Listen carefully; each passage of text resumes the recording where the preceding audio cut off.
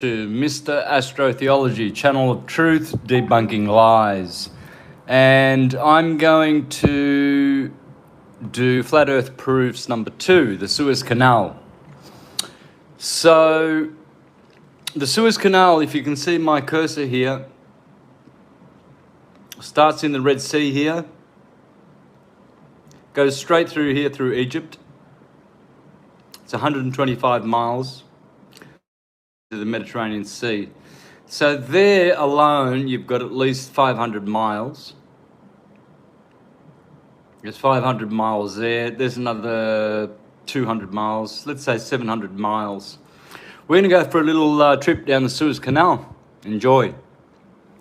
Here we are. We're starting probably, let's say, I think we're starting here at the bottom, and we're going to go to the Mediterranean Sea. And it's a known fact that the Suez Canal is 100% to the millimeter flat. That's how they engineered it. That's how it is. So here we go. I might even be nice and go double the speed. Enjoy the trip.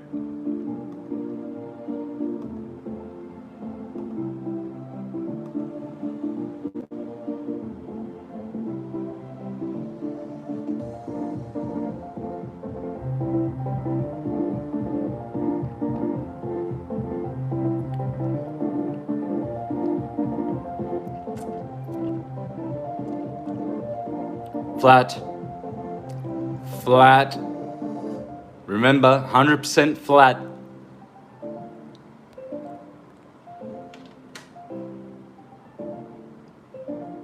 Look at the clouds. Watch how the clouds go flat. It's all flat. See now, this proves to you. See, when they say, look at the clouds, how low they are, they're going below the horizon. Well, we've debunked that already. a million miles of debunking of that stupidity. Because they're all at the same height. Even though they go down and they appear to come up from below, they're not, as you can see. Because that boat is flat, flat, flat. Watch how the clouds work, folks. Don't be deceived. It's not going down. And there's the Mediterranean Sea. All right, so what do we learn from this, folks? Well, we learn this. It's pretty simple. That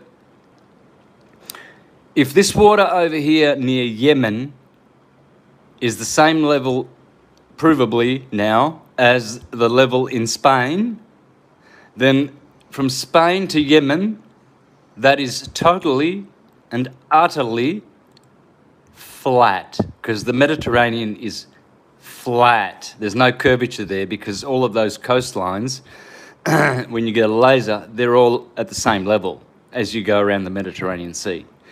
So the Suez Canal could not exist on a globe because it would be constantly drained. Imagine it being on the top of the sphere.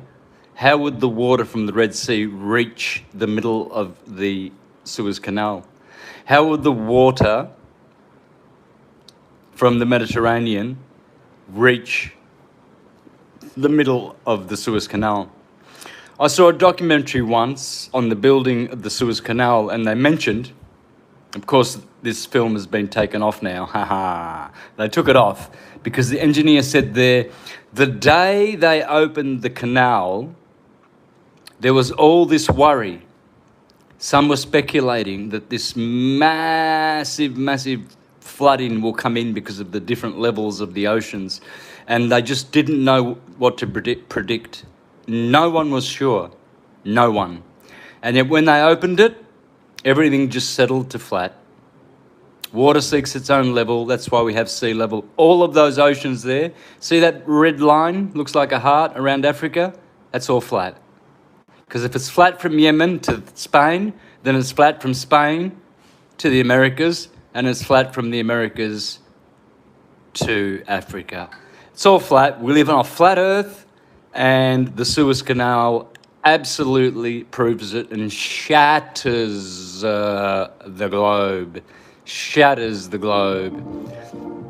One more, checking out the clouds, guys, because they'll say, oh yeah, but look at these clouds down here, see? They're coming up. You can see look at this one on here. It's all going down. It's all going downhill. Oh, wrong. Notice the clouds, folks.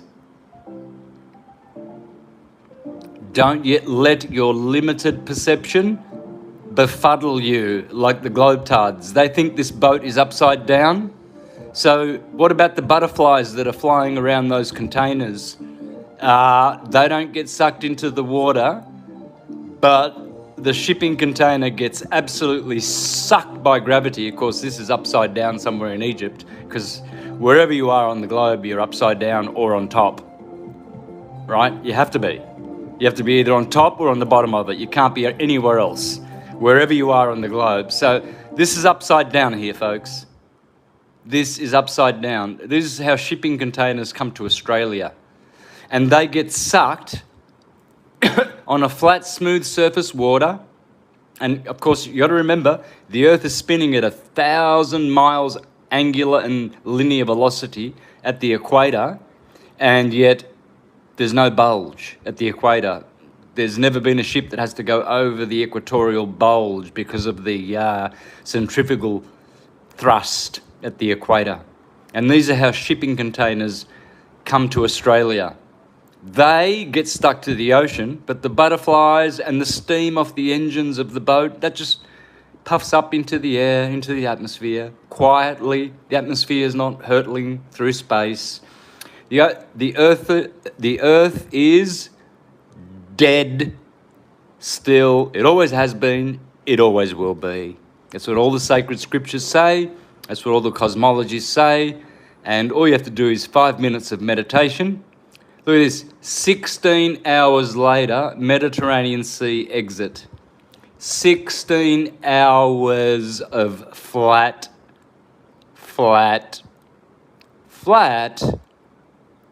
I think I need to say it once more. Let me think.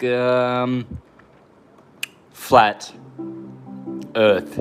Ships in queue heave up anchor and underway one by one. There are no locks. There are no gates. There are no,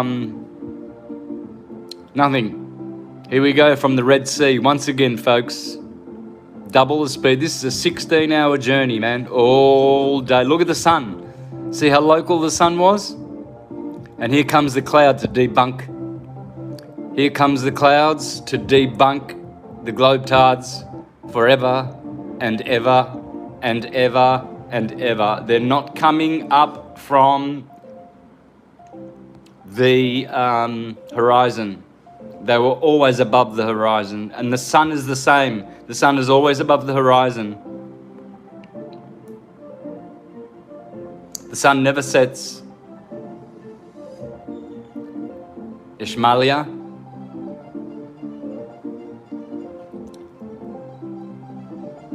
Isn't it fun to debunk the globe? Isn't it just so much fun?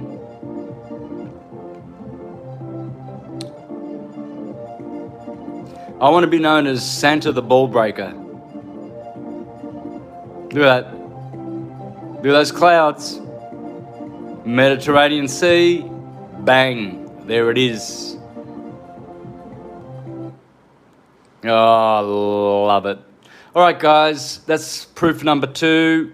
Proof number 3 coming up soon. Take care.